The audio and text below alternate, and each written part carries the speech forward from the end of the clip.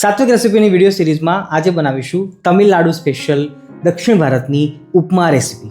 આમ તો લગભગ દરેક મંદિરોમાં અને દરેક ગુજરાતીઓના ઘરોમાં હવે ઉપમા બનતો જ હોય છે અને આ એક ઇઝી રેસીપી પણ છે, રાઈટ? પરંતુ મને એમ થયું કે આપણે સાત્વિક રેસીપીની વિડીયો સિરીઝ આપણે આ ચેનલ ઉપર ચલાવી રહ્યા છીએ, તો આપણી લાઇબ્રેરીમાં ઉપમા રેસીપી ન હોય એવું તો કેમ ચાલે?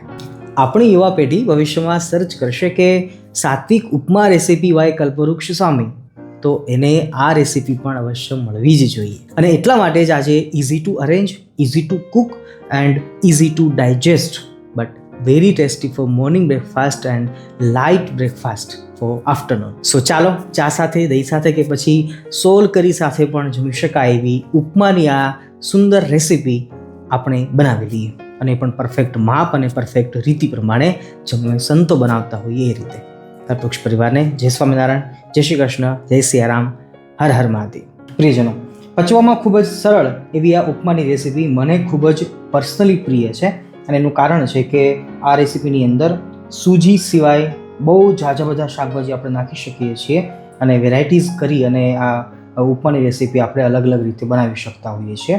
તો એટલા માટે મને ખૂબ જ પ્રિય છે, પસંદ છે, અને બહુ ઓછી વસ્તુઓ અથવા તો બહુ ઝાઝા શાકભાજી નાખીને આપણે આ રેસીપીને ખૂબ જ હેલ્ધી તરીકેથી બનાવી શકતા હોઈએ છીએ. તો આજના દિવસે આપણે સૂજી લઈ રહ્યા છીએ 1 કપ, અને એ સિવાય ઘણા બધા શાકભાજીની અંદર વટાણા છે, કોથમીર છે, સિંગદાણા લઈએ છીએ, ગાજર છે, કેપ્સિકમ છે, ટામેટું છે, અને સાથે સાથે મરચું છે અને આદું છે, અને બાકી દાળની અંદર જોઈએ તો ચણાની દાળ, અને સાથે સાથે અડદની દાળ, અને કાજુ અને સિંગદાણા એ પણ નાખી શકાય છે, અને કસૂરી મેથી. અને સ્પેશિયલ વસ્તુ જો આ રેસીપીની અંદર હોય તો પાણીની જગ્યાએ આપણે આજે છાશનો ઉપયોગ કરવાના છીએ, એટલે આજની રેસીપી આપણી છાશ ઉપમા તરીકે આપણે એને સંબોધી શકીએ છીએ. તો આવો આપણે જોઈ લઈએ.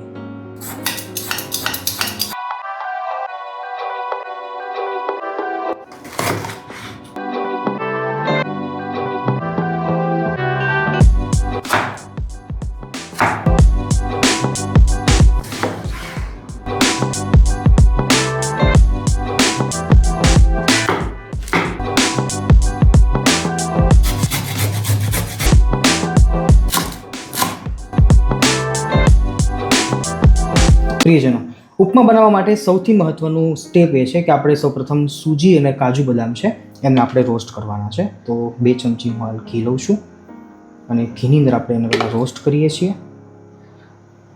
ઘીની જગ્યાએ તેલ પણ લઈ શકીએ છીએ, પણ ઘીની અંદર જે ફ્રાય થશે તો એનો ટેસ્ટ છે, શુદ્ધ સ્મેલ છે, બહુ સારી આવશે. ભક્તો, સિંગદાણાને સારી રીતે રોસ્ટ કરી લઈએ.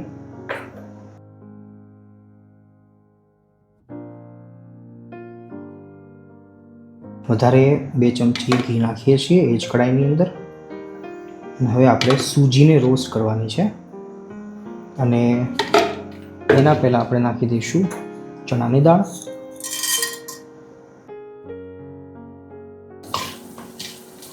અડધા મિનિટ પછી નાખીએ છીએ અડદની દાળ,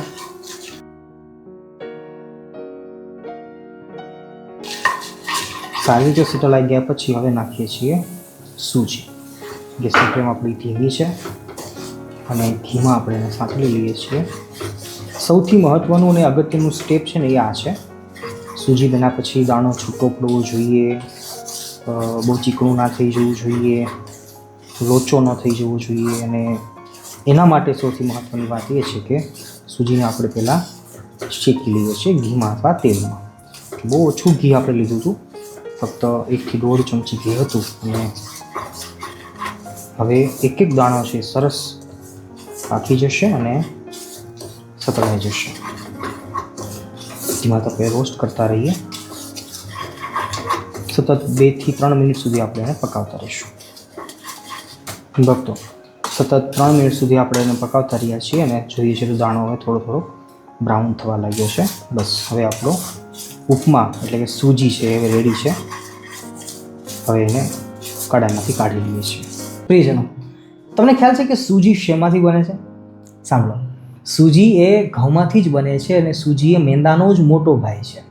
મેંદો છે એ લાસ્ટ સ્ટેજ ઉપર હોય છે, એના વચ્ચેના સ્ટેજ ઉપર આ સૂજી બને છે, અને આગળનું સ્ટેજ એટલે હોલ વ્હીટમાંથી આપણે રોટલી કે ભાખરીનો લોટ આપણે દળાવતા હોઈએ છીએ. એ સમજવાની વાત એ છે કે ઘઉંની રોટલી અથવા ભાખરી આપણે જો રોજે ડેઈલી ખાઈએ છીએ તો બેઠાડું જીવન આપણું છે, તો આપણે એમ અપીલ કરીએ છીએ કે ઘઉં ઓછા ખાવા જોઈએ, એ પચવામાં ભારે હોય છે. પણ સૂજી જો તમે બનાવો છો, ઇન ધ સેન્સ કે સૂજીમાંથી ઉપમા બનાવો છો, તો એ હેલ્ધી છે, પચવામાં સરળ છે. કારણ શું? કારણ કે આમાં શાકભાજી બહુ વધારે પ્રમાણમાં નંખાય છે અને વપરાય છે.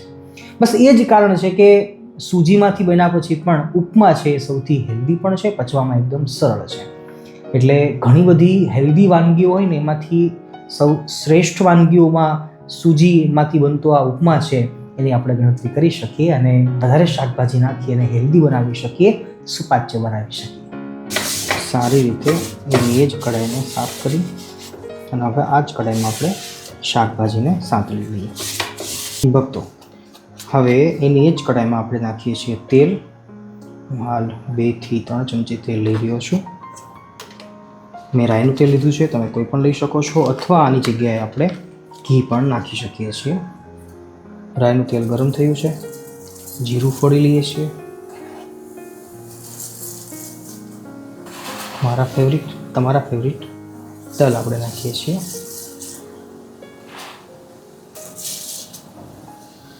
સારી રીતે ચલાવી લઈએ. ઉપમાની અંદર આપણે હળદર પણ નાખવાનું નથી, લાલ મરચું પણ નાખવાનું નથી. એટલે હવે ડાયરેક્ટ આવી ગયા છીએ મરચાં.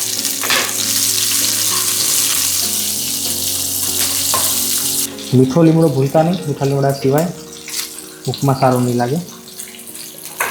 મને બહુ પર્સનલી ગમે છે મીઠો લીમડો.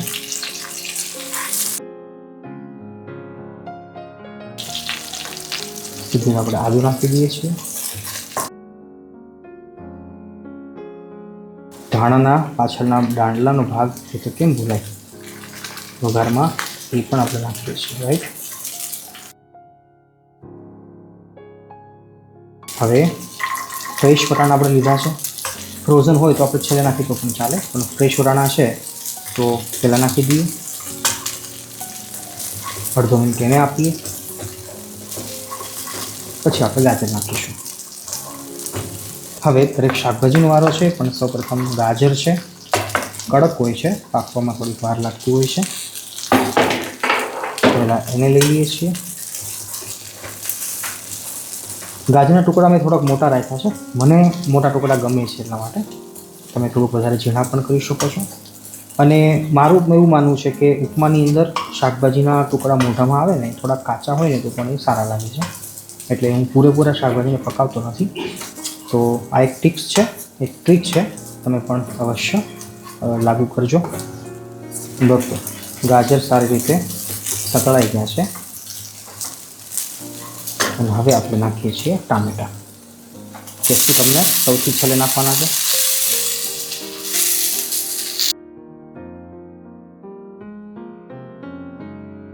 ટમેટાં પણ થોડાક પાકી ગયા છે અને હવે આપણે કેપ્સિકમ નાખીએ છીએ.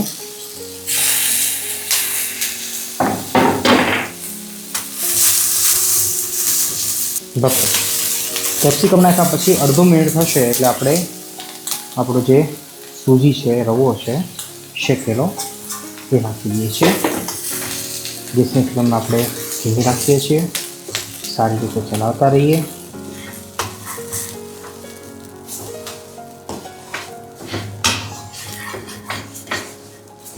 સારી રીતે સ્ટર કરી અને પછી આપણે હવે છાશ નાખીએ છીએ. ભક્તો, સૌથી મહત્ત્વની વાત એ છે કે આની અંદર માપ જે જોવું ને, પાણી અથવા તો છાશ આપણે જે પણ નાખીએ તો એ માપ જોવું જ મહત્ત્વનું છે. તો આપણે 1 કપ જો સૂજી લીધી હતી તો એની સામે 3 કપ આપણે છાશ અથવા પાણી નાખવાનું છે. હું તમને રિકમેન્ડ કરીશ કે તમે છાશ જ નાખજો. છાશ બહુ સરસ લાગે છે. અને છાશ નાખીએ તો આપણે લીંબુની પણ જરૂર ના પડે. ટામેટું પણ આપણે નાખ્યું હતું પણ એની પણ જરૂર નથી, પણ મને વેજીટેબલ વધારે નાખવા ગમે છે એટલા માટે મેં નાખ્યું હતું. તો આ 3 કપ આપણે છાશ નાખી છે. ગેસની ફ્લેમ એકદમ ધીમી રાખવાની છે અને હવે સારી રીતે ચલાવી લેવાનું છે. જુઓ, હાલ લિક્વિડ ફોર્મમાં લાગે છે, પણ હમણાં જ સૂજી છે એ છાશને પીવા માંડશે અને સોક કરી લેશે. હજી લિક્વિડ ફોર્મમાં જ છે ત્યાં સુધીમાં આપણે નમક નાખી દઈએ છીએ સ્વાદ અનુસાર. નમક છાશ નાખ્યા પછી જ નાખીએ તો હું એસ્ટિમેટ પરફેક્ટ આવે. તો મેં નમક નાખી દીધું છે. ખટાશની તો જરૂર નથી, કારણ કે છાશ થોડીક તો એટલી ખાટી હોય જ, રાઈટ. અને ગળપણ છે બેલેન્સિંગ માટે આપણે છેલ્લે નાખીશું. ભક્તો જોઈએ છે તો જો છાશ છે એ ચૂસાઈ ગઈ છે અને સૂજી એને સોક કરી લીધી છે. હવે ગેસની ફ્લેમ આપણે એકદમ ધીમી રાખીશું.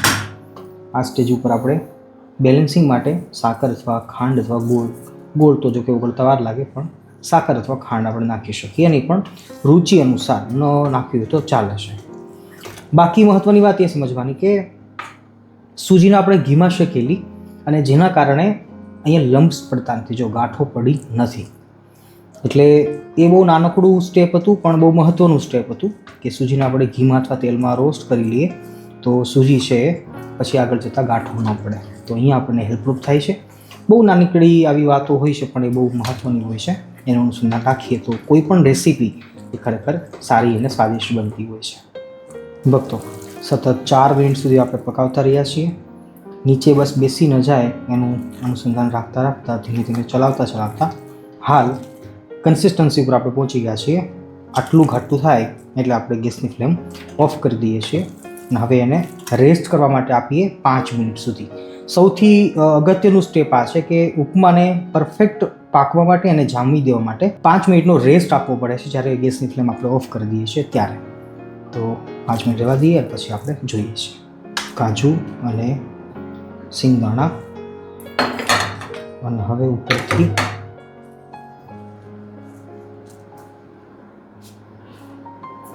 થોડીક કસૂરી મેથી નાખીએ છીએ.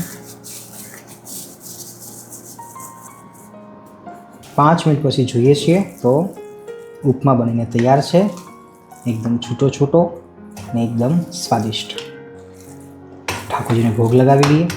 છેલ્લી મારી શરત પ્રમાણે ઘરમાં જે કંઈ બનાવો ભગવાનને ભોગ લગાવીને પછી જ જમવામાં ઉપયોગ કરજો, તો એ ભક્તિ કહેવાશે. મળીએ છીએ એક નવી રેસીપી સાથે. તમને જો કોઈ રેસીપી શીખવાની, જોવાની, બનાવવાની ઈચ્છા હોય તો કોમેન્ટમાં અવશ્ય લખજો. નમસ્તે.